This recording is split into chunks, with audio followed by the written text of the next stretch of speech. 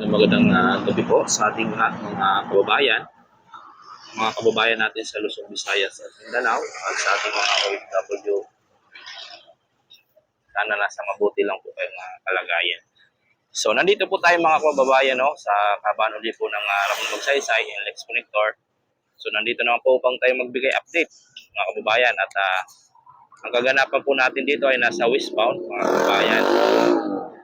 So nagbubuhos na naman po sila. Kaya po ang ating tawag nito, yung nagbubuga ng semento mga kababayan. Hydraulic concrete pump mga kababayan. So yan po at ang ating nadatnan ngayon sa gabing ito. So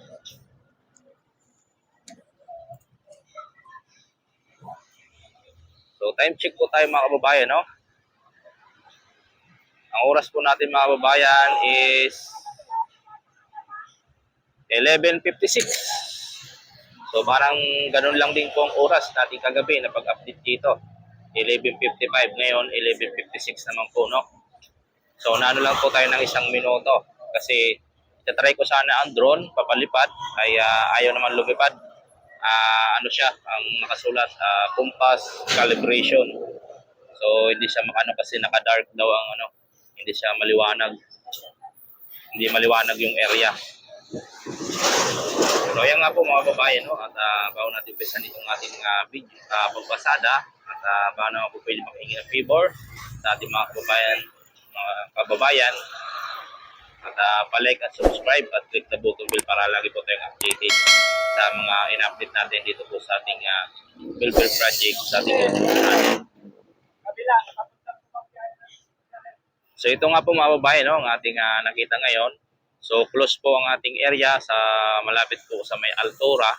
So nandito po ang daan, no, sa may eastbound two-way. Ginawang two-way dito. So yan po mga babae, no, ang ating hydraulic concrete pump na nagano po ng halo. Ayan. So kalahati lang po ang ating nakikita dahil nga po sa andito tayo sa unahan. Baka sitayin tayo pag medyo lumapit tayo. Hindi pala pwede yung drone na lumipad pag gabi dito sa area, yung itong drone ko.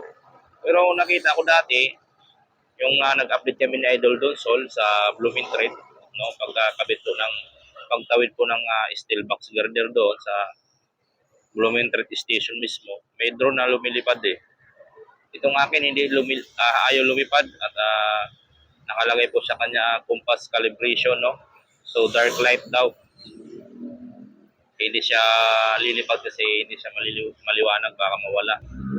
Hindi siya ma-detect. So kaya dito lang po tayo nag-update sa ground, no. At pupunta tayo doon sa bandang unahan mga kababayan, no, sa dito sa may poste. Para medyo malapit tayo kunti. So dito tayo sa may ano po ng sidecar mag-update para mas makita natin ng kunti. So ito po yung ating kaganapan. So ito yung mga dump truck na ano po doon nating mga trabahador, no. So ayan po ang ating mga trabahador sa taas, mga nakaupo doon sa taas. Tapos ito yung ating binubuhusan. So bukas i-update na lang din natin ito bukas, pero hapon na tayo makapag-update dito kasi kulang bantay sa anak ko mga kababayan. So hapon na tayo makapag-update ng ano natin, drone shot. Hapon na, mga alas 4. So ayan po mga kababayan, no, nagbubuhos po sila sa kabilang side sa westbound. So mapupuringan na rin. Mabubuo na yung boring mga kababayan.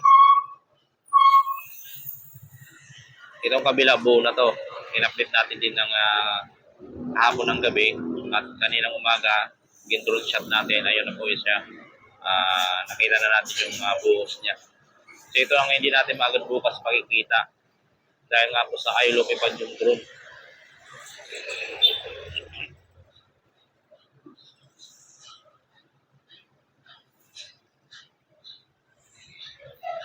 ito yung coffee beam natin mga kababayan. File cap concrete. May mga nakabaw na bakal na forma. Buhos na lang din ang kulang sa taas. Pinakapuring niya. So, ang lalaki po ng mga truck dito at naharangan yung ating video sa areang ito, mga kababayan.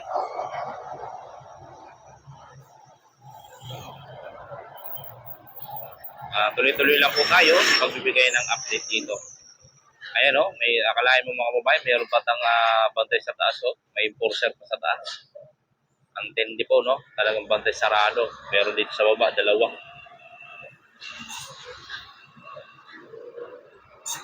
Tatlo sila nandito sa baba. Ang iba nagsisignal ng aakyat po ng LX papuntang Balintawak.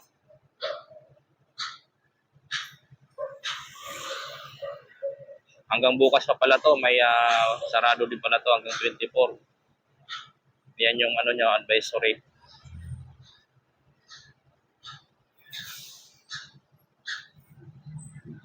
Ayan ang advisory mga kababayan. Oh.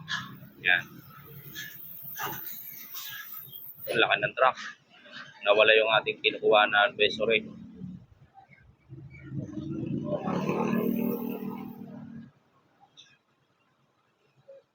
Close siya mga kababayan simula traffic advisory close, Magsaysay entry ramp. Date concreting February 20, tapos 21, 2024, 10 p.m. to 4 a.m.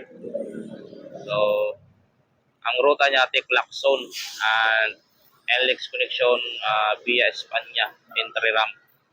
So, doon na po ang kanila pag-akyat. So, sarado ito hanggang bukas. So, makapag-update tayo bukas ng gabi nito. Pag-buhos nila. Hindi siguro, hindi ako sure mga kababayan pala. Kasi may pupuntahan kaming mga naming katrabaho na umano na po na maalam. So pupunta kami sa ano nila bukas ng gabi. Hindi pala makakapag-update dito. So umaga na tayo makapag-update ng 22 kung ano yung naikabit o naibuhos ulit mga kababayan. So ito balik tayo no at nakita na po natin yung entrance ang pag-close nila na hanggang bukas ang advisory nila mga kababayan.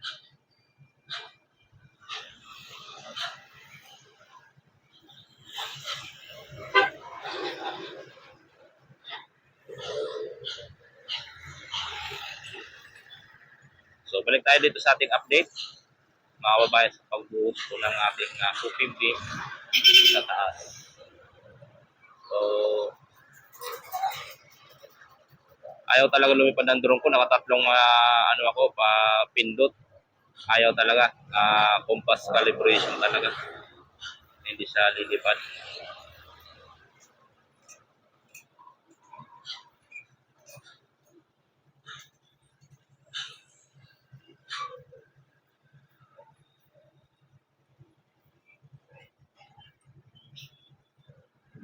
So yan pong area ng na simula Cubao.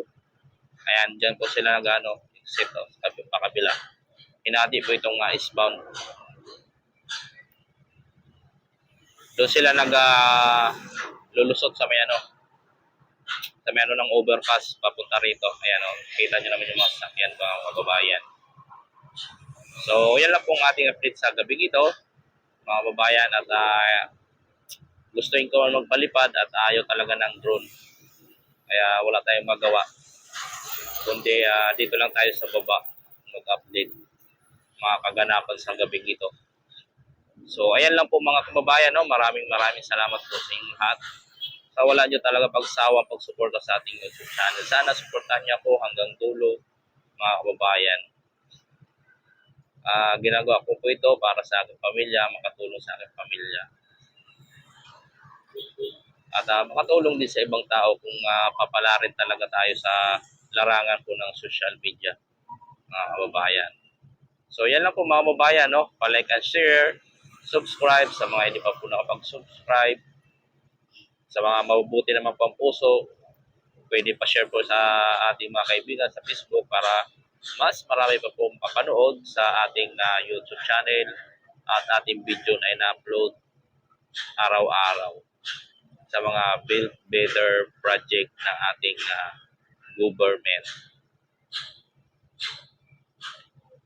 So, yan po mga babayan, no? At hindi na po natin papatagalin ito at hindi na rin po natin papahabay ng video ito, mga kababayan. So, maraming salamat po sa inyong lahat sa walang sawa niyo pong suporta.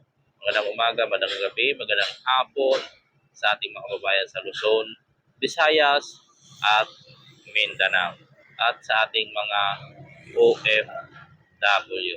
Maraming salamat. God bless sa inyong lahat mga kababayan. So hanggang dito na lang po mga kababayan. So makapag-update tayo bukas mga kababayan ito at ipapakita ko sa inyo yung taas, ang drone shot natin, pero hapon na. So mga alas 4 na siguro makaalis ng bahay or alas 3. So syempre hindi pa natin alam kung pwede tayo magpalipad, kung mahina yung hangin. So hindi natin alam kasi pag malakas di tayo makapagpalipad kasi tatangan yung ating drone. So yan lang po mga kababayan. Pero pag nakapa-update tayo bukas ng hapon, mismong hapon, i-upload din po natin.